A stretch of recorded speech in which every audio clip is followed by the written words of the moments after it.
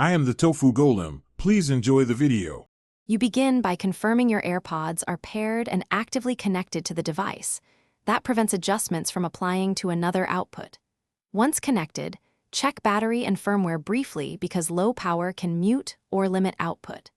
Open Control Center or Settings right arrow Bluetooth to ensure the active device shows AirPods.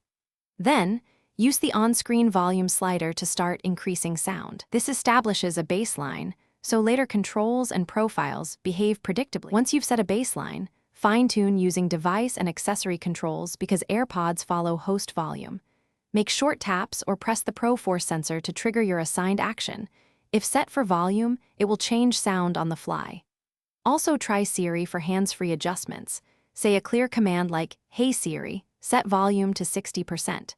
Make sure accessibility balance and sound check aren't limiting output. These settings can reduce perceived loudness, even at high volume numbers.